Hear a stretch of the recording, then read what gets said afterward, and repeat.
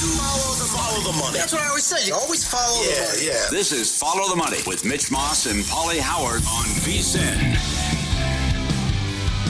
Welcome aboard.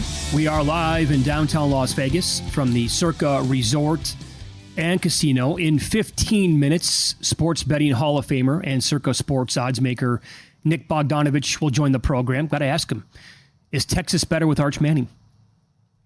Hot take. Ooh. Yeah, he looked awesome. Ooh. And how much does he downgrade Georgia?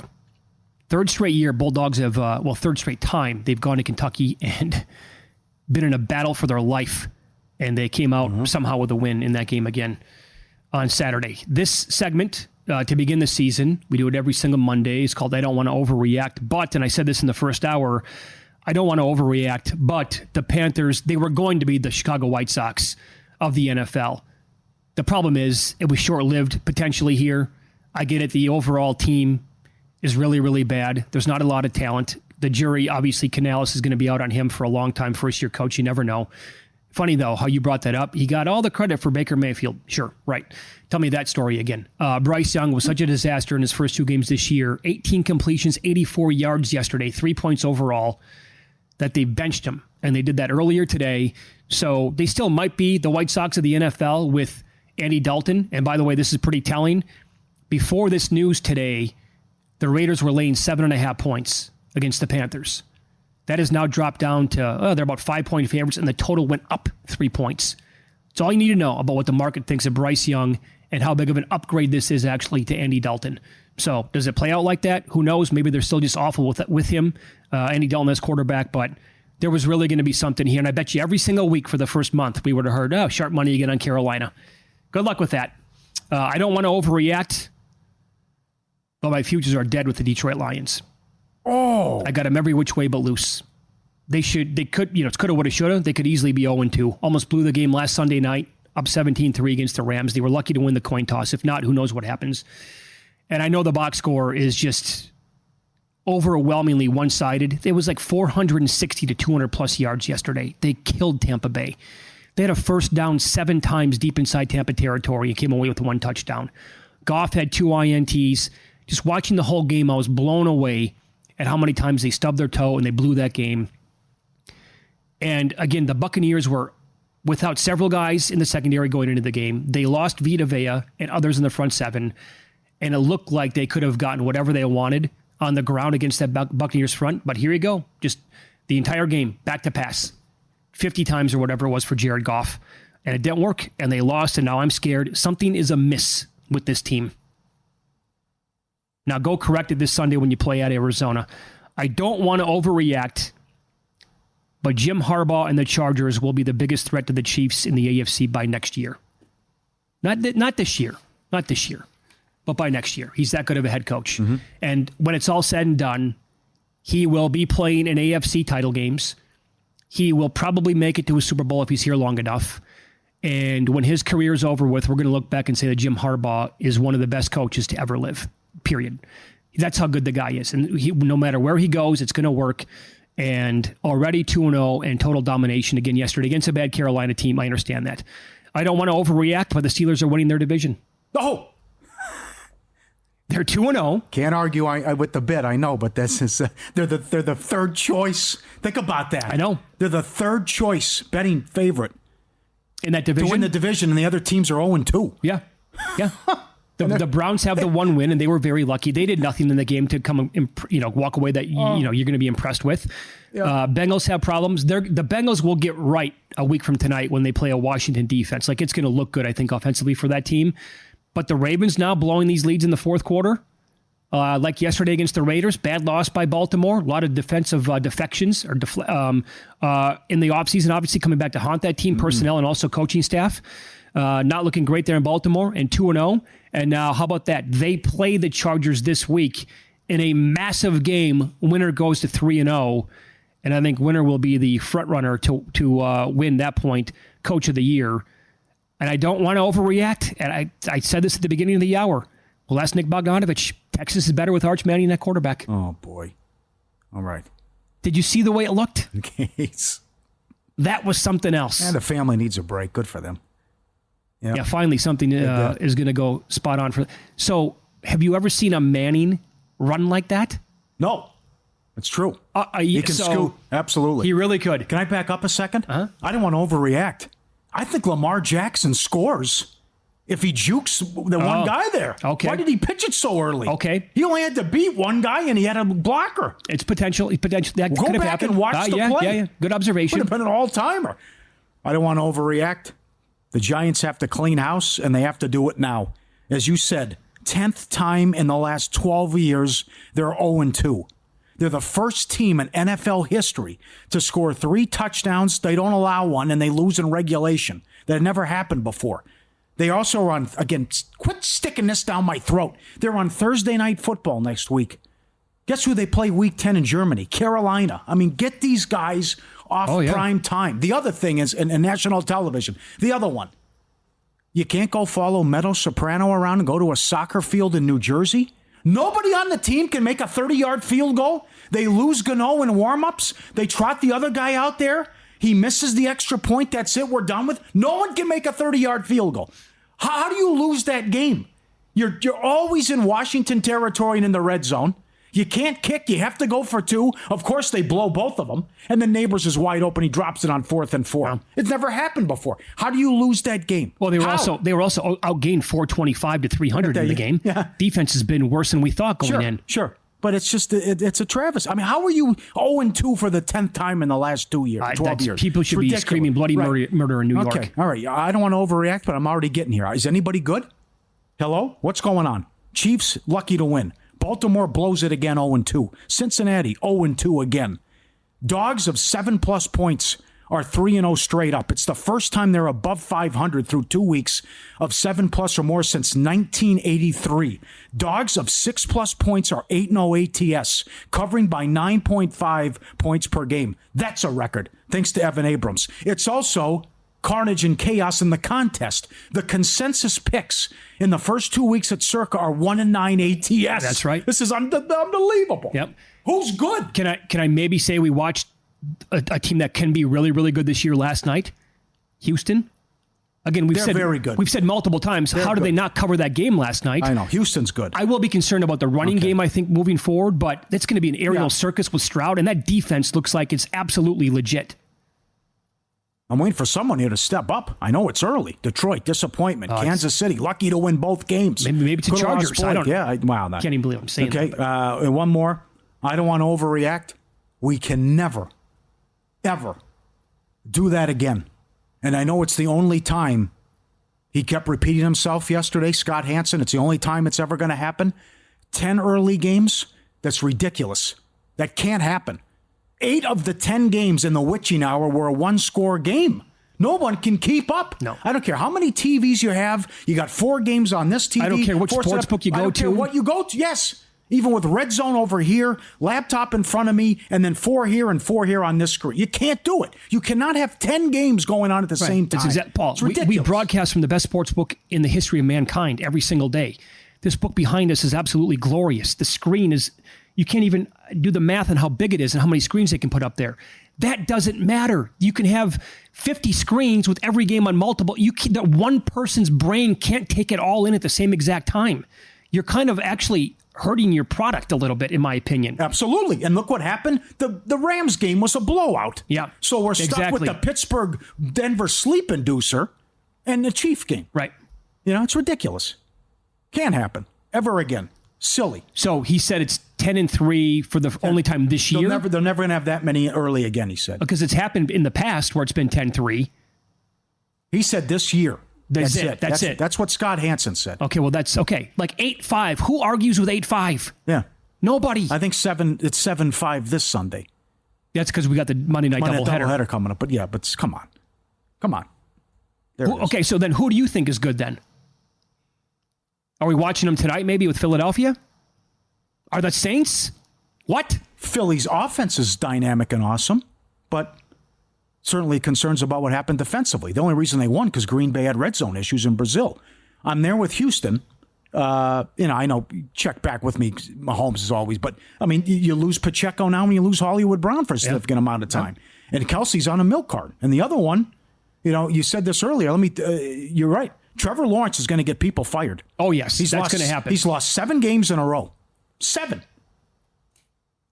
Remember, the win was with Beathard last year when they were 8-3 and then blew it. So, another one. You didn't have to pay this guy that kind of money. No, you didn't. They rushed out to do it. No reason.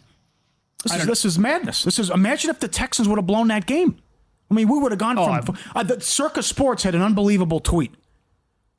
So we go from, hey, what are you going to do when 400 people chop and everyone makes it to the end of Survivor, to what are you going to do? Are you going to do a second contest when it's decided by week 6? Yeah. That's what we were looking at. I know. Because it looked like, oh my God, the Bears could win this game. And then what happened with the Cowboys? And the only thing that saved Cowboys were people I wanted to use them for Thanksgiving. Yep. More people would have been on the Cowboys. No question. So what happened? 6 dogs outright in the early set. If Houston blows that game last night... So we're down to, I think, 4,800 people with the Eagles pending in this game tonight. No, it would have been shorter than that. Was it shorter than that? Okay. No, 2,000 were on the Texans. We would have been down. I thought that was including the Texans not getting there. So that you're saying, like, if they wipe away that one, then it's down to below 2,000 with that number. 'Cause more than 2,000 people were on the Texans. Either way, it was going to be diminished by more than 10,000 people from week 1. Yeah. And that's only 2 weeks into the season. Maybe the Bills are good despite the injuries. Maybe the Saints are really good. We'll find out. Maybe the Chargers are really good. By the way, how do these totals look like 2 weeks into the season if you're betting anything on those teams we just talked about? Philly, Atlanta, KC, Tampa. Next 4 games for the Saints. We're about to find out. All right. We'll ask Nick Bogdanovich, sports betting Hall of Famer, if Texas is better with Arch Manning next here on VSiN.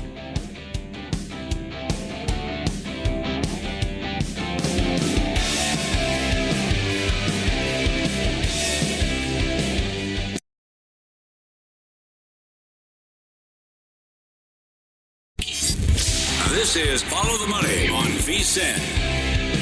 Welcome back. Get some college football here as we're live in downtown Las Vegas, Circa Resort and Casino, sports betting Hall of Famer, longtime oddsmaker here in Vegas. He's with Circa. Nick Bogdanovich on the program every Monday at this time. Good to see you today. Nick, how are you? I'm doing great, fellas. How about you? Doing really well. Hey, Nick. Okay, so I've kicked this around a couple times so far. It's one game, but it looked great. Is it possible Texas is better with Arch Manning at quarterback? That was obviously the story all day on the talk shows. Is he better, worse, or the same? I got him about the same. And that's really hard to say because Ewers was a top Heisman candidate, and here's a kid who's basically, it was his first game, but he was incredible in high school. He did the right thing. He went there the first year and didn't bitch and moan. All he did was work hard. Knows the system, and then when he gets his chance, you see the talent come out. So it's the greatest quarterback family of all time between his grandfather and his father and uncle. Actually, his 2 uncles. 2 uncles, yeah. Yeah. So I don't have it a drop off. So, I don't have him an upgrade. Some people I listened to today had him an upgrade. I don't have him an upgrade yet, but I got him no change. That's strong. How about you guys? I don't disagree. I mean, it's one game, so you can't go completely nuts, but look pretty good. Yeah. I need your top 5 power-rated teams in light of how good Texas looks, how good Ole Miss looks, how good Tennessee looks, and Georgia Strong. I know they won 100 games in a row in the regular season. Give me a top 5 now power-rated. I had Georgia clear by 3 going into this last week, but now they're clear by 1. They really anytime you went on the road in the SEC, it's good. Kentucky. Stoops knows Georgia inside and out, so he game planned well, and they played him tough. But they really, really struggled. So I barely have Georgia ahead of Ohio State, Tennessee, Ole Miss, and Texas. Those 4 are all real close. So, but it's really tight. It's a great run this year. The playoffs are going to be incredible. So you bumped Tennessee up how many points, you think, since the preseason? I bumped up Tennessee, I think, I had them rated pretty high coming in because I expected a lot, and I like Heupel. So, but I think I've raised them, 6 points so far. Okay. To your point on Stoops, Kentucky, at home, playing Georgia, and this is a tweet from ESPN Stats and Info. In the last 5 years, Georgia has been held below 20 points on the road 3 times. Saturday night, they had 13 points. 16 points at Kentucky in 2022 and 14 points at Kentucky in 2020, and they won all 3 of those games. Yeah, well, they know how to win, that's for sure. Once you win year in, year out, that culture is just there, and those close games you just seem to win. So, but Kentucky, a Kentucky team that had looked very, very, very mediocre coming into this game. Gave them all they want and some. In fact, if you saw the halftime box score, you'd almost fell off your chair. I mean, Kentucky completely outplayed them the first half. So, and this was a team that Kentucky, like I said, looked very, very pedestrian the first few games. Tennessee 7 at Oklahoma. Is that about right? Now, if you watch the season so far, if you say who's been the two best teams in college football, you're going to say Texas and Tennessee based on what you watched. We opened 6 or at 7. I made it 6.5, so it's right there.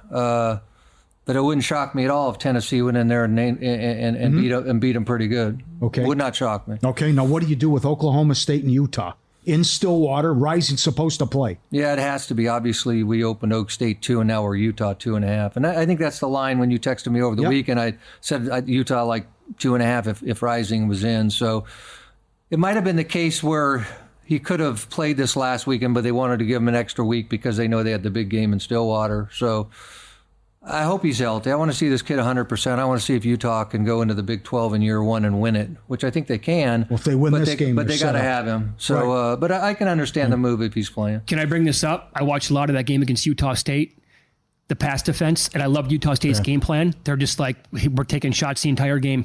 We're a huge underdog, right? And Utah State looked pretty good doing that against Utah's defense. Yeah, and in-state rival, pretty good team in Logan. So, but that's great. Listen, whenever you're playing a superior opponent, why not take your shot? Sure. Why not lay it all out there? Just go for it. What's the difference if you lose by 10 or 30? There is no difference. So that got hairy. I mean, were only 2.5 in play at one point because they couldn't stop them in the first half. Yeah. By the way, I saw touch 3 here, Oklahoma State. And then came back the other way, huh? Sure. Yeah. A huge game. I'm telling you, we're in business if we win that, though, for our Utah future tickets based on what's left on the schedule. Okay, are we getting carried away here? Michigan makes a quarterback change. USC in the big house. 6.5? 6? What do you think? Yeah, this game, I only made a pick 'em. How's that? What? I mean, I only made it's been an overreaction, though, right? We're going to find out how good USC really is, because even though this is a down Michigan, this is still Michigan in the big house, very physical, can run the ball, and they're going to heat up Moss. I mean, the USC's drawing money, so I could be completely wrong, but I hope this game goes to 7. I'd take 7 in a minute with Michigan, but a great test for USC. But I think Michigan gives them all they want and some. Well, the Utah State one looks better after what they did at home, but that's USC's done nothing wrong. No, I just think but that's too much. That's a big number. So. Yeah, too much. And the quarterback change, maybe something. So what do you do here now? Cal 3-0 at 0-3 Florida State, and the season's over. Isn't that crazy? This is an interesting matchup. Obviously, I hope Cal goes down there and makes it 4-0 and 0-4, because then they'll really have something to talk about on Mondays. But it's a small game. It's 3. I think I made it 2.5. So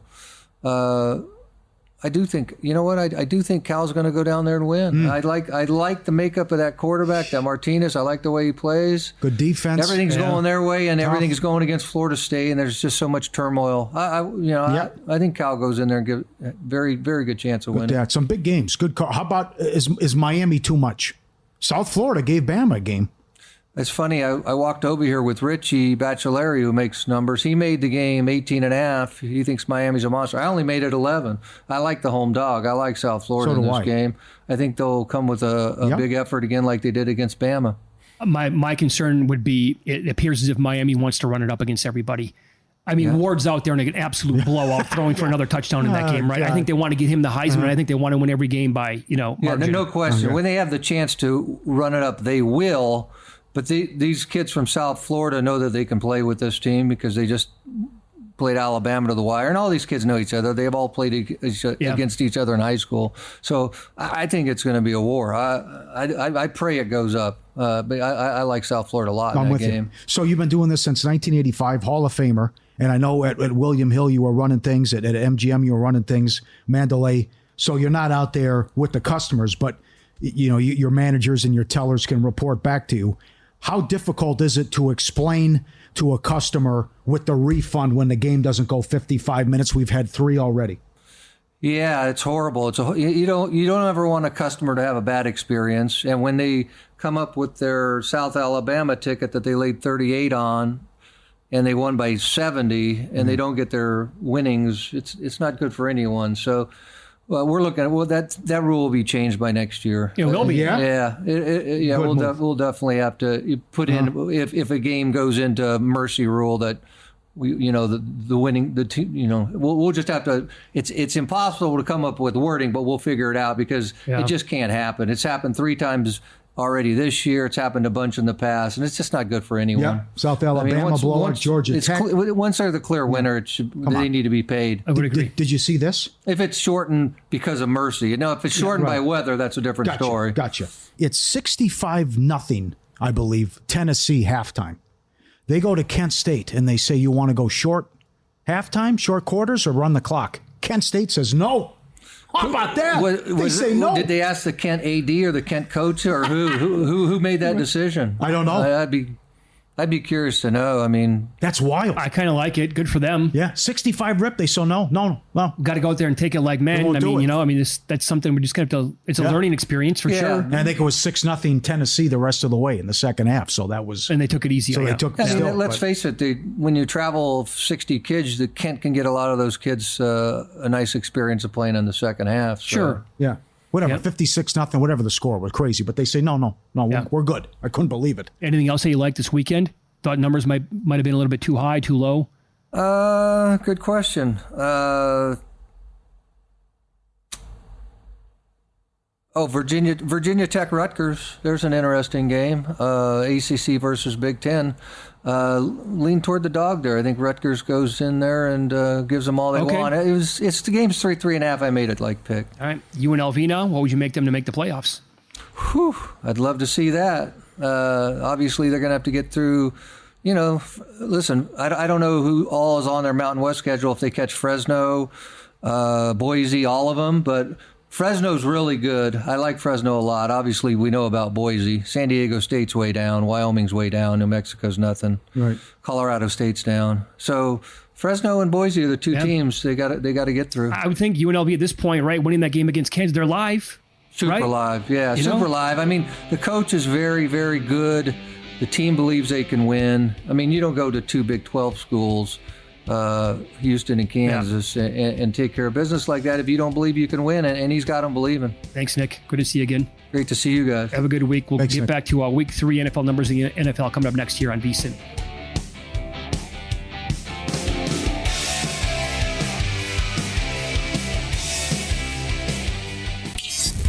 This is Follow the Money on VSiN. Good conversation, previous segment. Nick Bogdanovich, sports betting Hall of Famer, longtime Vegas oddsmaker here at Circa Sports as well. The podcast, the Follow the Money podcast, will be up a little bit later on this afternoon / this evening, depending on where you're listening or want to catch it at. And if you miss it, I would highly suggest you go back and get his thoughts on Tennessee, on Arch Manning, on Georgia, after escaping with a win at Kentucky, but also when he left off the air. What did he say about overall yesterday in the NFL? One of the best days and best weekends for the book he can ever remember. He's been doing this since 1985. UFC was a great result for him, O'Malley losing, and then all the carnage and what happened in the NFL. And it was a rough weekend for the players. Yep. It was a rough weekend for me. How about you? Yeah. Not great. Somehow I think I went 3-2 the contest, and I'm in 3-1 in the other. The push, of course, the Texans last night. Could have been 4-1 in that contest.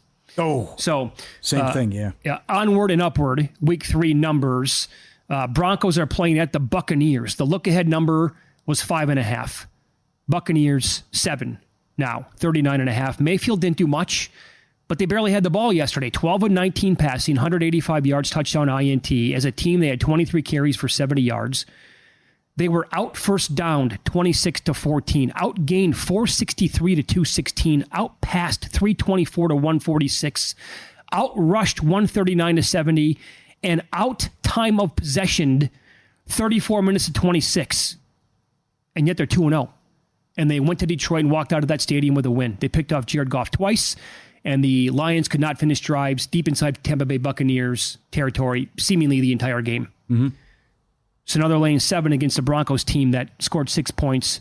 Bo Nix, 246 in the air, 2 INTs, 0-3 in the red zone overall as a team. Yeah, the 2 interceptions were terrible, too. So I don't care what you did in the preseason.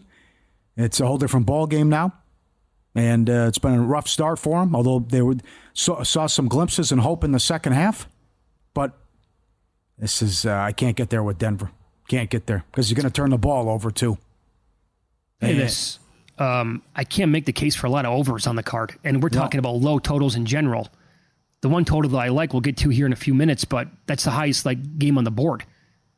So, but I bet it in the preseason. I mean, look at this, Paul. 39.5, 38.5 for the Chargers Steelers.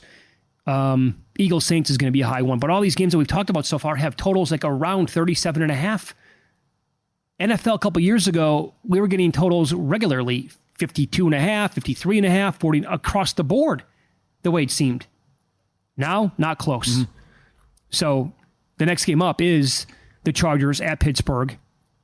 Pittsburgh on the look ahead, they were 2. Now they're 2.5 point favorites. Total is 38.5. Check that, 36.5. Chargers, of course, buried the Panthers 26-3. 219 yards on the ground at 5 yards per pop. Herbert only threw 20 times for 130 yards. There was a Quentin Johnson sighting. How about it? 5 for 51. What did 2 touchdowns pay on him? No kidding. But Harbaugh is a great coach. Let's stop with the Gus Edwards touches. Dobbins needs more touches. Right? He needs to have the ball more. But they shouldn't be splitting carries. No. The other thing is, I can't believe someone's going to be 3-0 here, but the Steelers have only allowed 16 points on the season. So, again, Fields didn't do much, but get out of there, score 13 points, and get the road win. I think that's going to be pretty much every game that they play. They'll have a couple of outliers this year, but the first game they won with 18 points, did nothing offensively, scored 6 field goals. This game, Fields had $117 in the air, I believe was the number overall. Yeah, just play the kicking props here. Play the alt stuff. How about I text you right away? How about Dicker the kicker missing the extra point? He hasn't missed under 50 in his career, I think, or whatever the streak is, and he misses the extra point. So Dicker over 1.5, Boswell over 1.5, over 2 to get 2. This is going to be a field goal battle here. Oh, this is going to be. I have to watch this game on Sunday. And I do think that, DraftKings right now has a 1.5 when it was 2.5, right? Chargers on a teaser up to 8.5. They clear the 3 and clear the 7 in a low scoring game. I'm in. Okay, Eagles 2.5, 48.5 at the Saints. Well, here we go. We're watching the 2007 Patriots here. The Saints average 9.7 yards per play in the first 3 quarters. What is Kubiak doing? What is this? Long shots down the field, bombs away, no one can stop him. Kamara, this is crazy. I know what the Saints are doing here. So, as I said earlier, we're going to find out if it's real. Philly, Atlanta, KC, and Tampa coming up. I cannot believe what they're doing offensively. Well, who had that yesterday? Nobody in the world saw that coming. No, another game, it's over at halftime. And the Cowboys have no answer. I actually think New Orleans, they are the best story in the NFL through 2 weeks. Yeah. They have had 15 drives this season, Pauly, and they've scored all 15 times. And with the starters. Yeah, that's exactly right. Starters. So I could not have been more down on the Saints going into this year. I don't like Dennis Allen. I don't like Derek Carr. And my God, it could not be off to a better start if they actually tried. They led 35-16 at half. Carr, 11-16 for 243, 2 scores. Kamara, 20 on the ground for $115 and 3 more scores. They're a machine right now. I love it. I know. And then they have the audacity to send out Dallas +7 second half. It's like they're not stopping them. What are you watching? Right? So it's just 9.7 yards per play. First 3 quarters. Send to the National Guard. It's up and down the field. Yeah. Like you said, they're taking big shots at all times, the way it appears. The weapons are working. Carr's been on fire. Got to trust the over. Philly will score. Craziness, man. Maybe get it. Get 40 themselves or something. 35 themselves. So who do you have your eye on early for Survivor this week? Oh God, I haven't even no idea. No clue. It's tough. Well, back to your Tampa. You just have to kind of go look at Survivor Atlas, look at other stuff because you don't want to be on the most selected team. It's a kiss of death. It's been that way for years. I like to make a case for the Bengals on Monday night. I'd also like to make a case for the Bills on Monday night. But I also think the Bengals are going to be a very heavily selected team. Yeah, that's going to be tough too, right? Because Jacksonville's season's on the line. They're 0-2 and they go to Buffalo and then they go to Houston. Yeah. And 0-4, it's only happened once with the 92 Chargers. So, right. I also understand that this is breaking several Survivor rules. First of all, if you want to stay away from playing road games, right? And if you want to stay away from playing divisional foes, well, the Niners are on the road at the Rams. Well, how decimated are the Rams? Now Kupp is going to be out. Is it a IR, Luke? What the tweet say? It's not good for Kupp. So now you're down Kupp, you're down Puka, you have no offensive lineman. That's exactly right. You know, and Arizona was so good, and that game was put away in the second quarter. So again, you can't move the ball against Arizona, but he doesn't have any weapons, and they can't protect him. So. And then the Niners coming off a bad performance, and they look lousy. That's right. But it's the same stuff with the Niners. They can't stay healthy. Kittle gets hurt. Well, they allowed 400 yards of offense to the Vikings. Yeah. Purdy, I mean, he had a good game overall. Mason, he's going to deliver that with those kind of numbers every single week when McCaffrey is out. It's going to happen. Well, he was sacked 6 times, and he gave Flores a ton of credit after the game about his schemes and sending people from all over. Okay. The other one I was going to say was it's changed, but certainly the Raiders would have been popular. I know it. But now with Bryce Young being benched, that changes things. Man, I still think I might go to battle with the Raiders, at least on one of my remaining entries. I just thought I have to do it. Well, the other thing is the Adam Thielen props come back into play now. I think with Dalton now? Yeah, I think he'll. I mean, everything's back in play. He's not an NFL quarterback. He threw for 80 yards. They had 1 third down conversion. He can't move the ball in garbage time. No.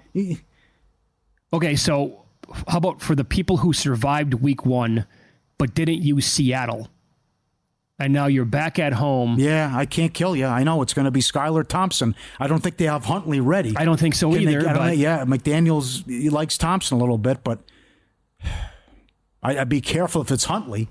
Because he's won games and he's a veteran and they have weapons. So I would want nothing to do with Seattle if it's Huntley. Now, I love Seattle. Now, Seattle got to do a better job defensively. Also, you can call into question the opponents.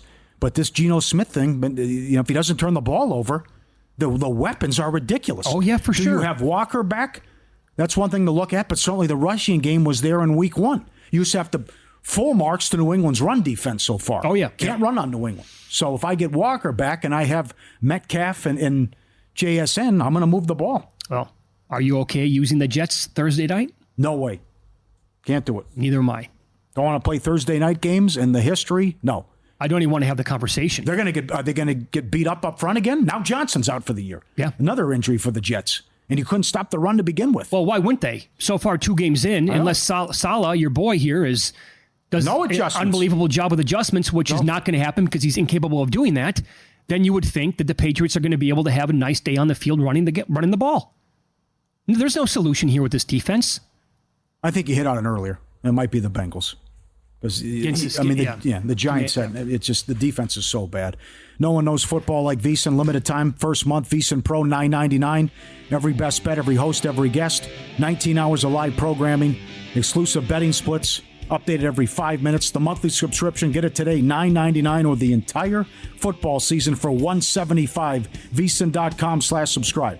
Now, I know we just made the case for them in Survivor, but is this an overreaction with the point spread? We shall discuss next.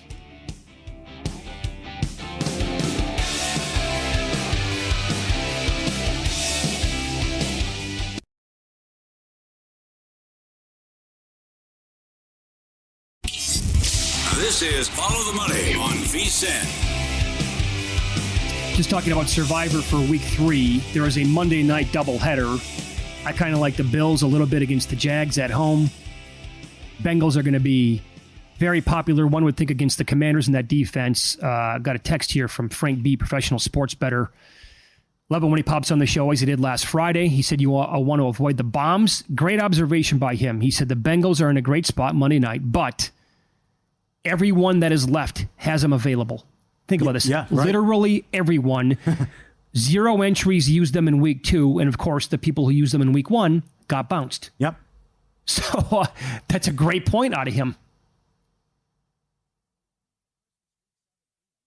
You can forget about this, saving people too. We're almost to that point now. Who do I need for Christmas week 17? I mean, look at If the Eagles go down, we're not going to have that many people left already. It's week 2. So that, with that in mind, that tells me that the Bengals are going to be, not only exceedingly popular in survivor pools, but there's a chance they're going to be number 1 with a bullet this week, especially with the Bryce Young news. Getting benched and now the Panthers going to Andy Dalton. I think you got it. Yep. Other good nuggets, too, once you're looking at this. Since the NFL expanded to 14 teams with the playoffs, 32 teams have started the season 0-2. Only 2 of the 32 made the postseason. 5 of the 32 teams finished with a winning record. Only 3 teams of history have ever won the Super Bowl after an 0-2 start. One of them you can't really count because Emmitt Smith wasn't there in 93. On the flip side, going back since they went to 17 games, 22 teams have started 2-0. 17 made the playoffs. We got 9 teams that are 2-0.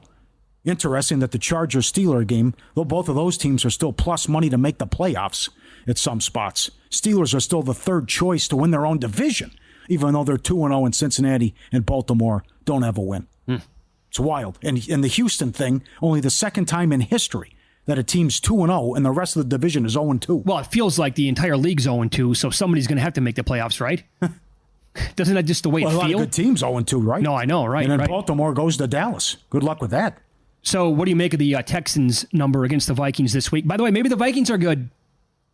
Maybe O'Connell's an awesome head coach. To put 400 yards on by the way, Monday night, short week, Niners on the road, not easy. Jets were lucky to win the game, forget covering for a minute. So it's real. House of Horrors, too. Niners always lose there or have issues. That's right. So Darnold made enough plays. I know it changed once Jefferson went out. Got a lot of help. A little fortunate as well. But in week 1, you could just say you played the god-awful Giants. But that was a good win yesterday. And this one, we'll find out. But I think Houston's going to go in there and have a lot of success. I don't think you can rattle Stroud. I think he's too good right now. Missed a couple throws. But again, the weapons that he has.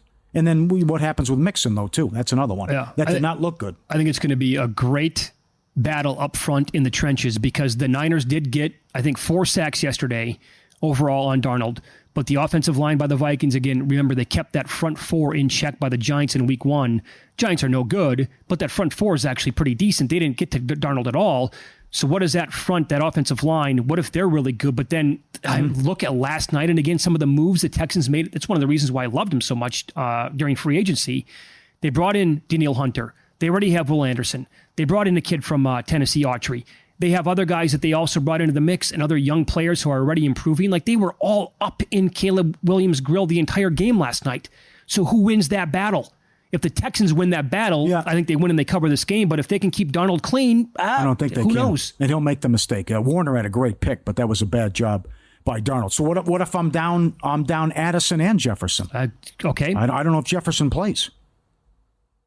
I like the Texans.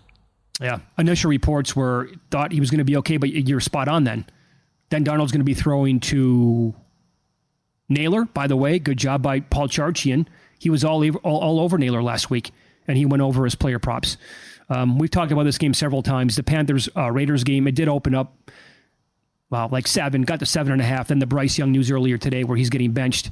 And the look-ahead line last week was 4.5. It's now basically Las Vegas 5 or thereabouts in this game. And the total is 38. Great second half by Minshew. But at times you watch him and say, well, what if they had a legitimate quarterback? Watch out. Mm-hmm. But then he made a beautiful throw on 4th down. Boy, you think Antonio Pierce was hearing what people were saying about him? He passed on a gimme field goal, went for it, 4th and 4. Adams drops the touchdown. But it was a great comeback. And if they can just get the rushing game going, how good is Bowers? I mean, damn, this team has so many weapons. Here's how good he is. 9 for 98 yesterday. And you know what? I have that in good, bad, and the ugly coming up, actually. But I saw this on X. Who knows? But Minshew's the only quarterback to throw for 250 yards in both games. I mean, that can't be. That can't be possible. But that's where we are so far to start the NFL season, and they should be able to move the ball up and down against Carolina. Yeah, especially on the ground. They got to get that rushing game going, though. Yeah, they couldn't do that yesterday against Baltimore. 17 carries for 27 yards overall. But I don't know. Is Andy Dalton good enough to warrant a 3-point move in the number? Or is Young that bad? I don't know. That's... it's 5.5 now, so it's actually a 2-point move. It was 7.5 down to 5.5 now. But it looked like a completely different offense, though, last year when he got in there against Seattle. it's true. They lost a high-scoring game. And they let him sling it around the yard. He threw, I think, Luke, what was that? Didn't he throw like 58 times in that game? That number that you sent over?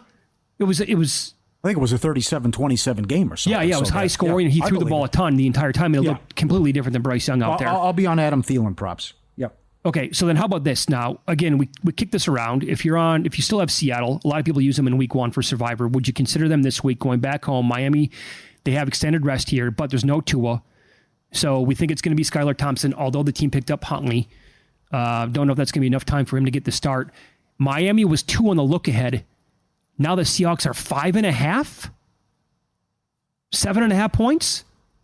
I actually think Miami laying 2 points in the look ahead was a bad number. Right. And then we saw 1s and 2s the other way, which wasn't enough either. So he's a polarizing guy, but I know there's been some ups and downs with Tua. But I go back to that game last year. He played okay in that playoff game, or couple years, excuse me. But when they had to beat the Jets at home to make the playoffs, I think it was 9-6. Thompson did nothing. So they hung in there as a big dog in Buffalo. But he has weapons you can rely on. He's just use the rushing attack. Maybe you get Hill in space, take some shots to Waddle. But on the road in that environment, it's not going to go well for him. See, and the way, again, Geno's playing, and you got to, if it's Walker as well, if you can't stop Cook in that rushing game, that was embarrassing, the Miami defense. And I give Lombardi full credit. He said this all summer, where this is, they're coaching us too hard. I don't like how Fangio, no, get rid of him. Flores is a meanie. No, I don't like it. So there could be something to that. Like if you coach me hard, I don't like it. And I push back. And that's a big problem. And they did it with Flores, and then they did it with Fangio. I will say this. The Dolphins with no Tua, this game plan against Seattle, I think, is probably going to look a little bit like what the Packers did yesterday with Malik Willis and no Jordan Love when they ran the ball 53 times. Now, is it going to be that effective? Unlikely, because the Packers, again, they had 237 yards on the ground at halftime, I believe was the number. But the Pats ran 36 times yesterday for a $185 and a touchdown against the Seahawks defense. Well, what does Miami have, right, in the backfield? A ton of dudes who are really, really good. Mm-hmm. Yeah, they are deep. He fell in love with Achane on Thursday night. Okay. But maybe they can use 3 or 4 guys there in the running game, but just not even Thompson. Just you're going to throw it 6 times in the game. We're going to go there and try to beat them up on the ground, and that's it. Keep away from them. It's got to be the game plan. So,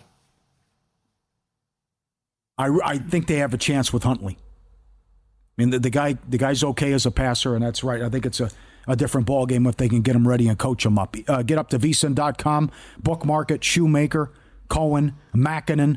Props and picks and betting systems every single day. Von Tobel on the new slate upcoming for college football, and a couple of games left in the WNBA as well.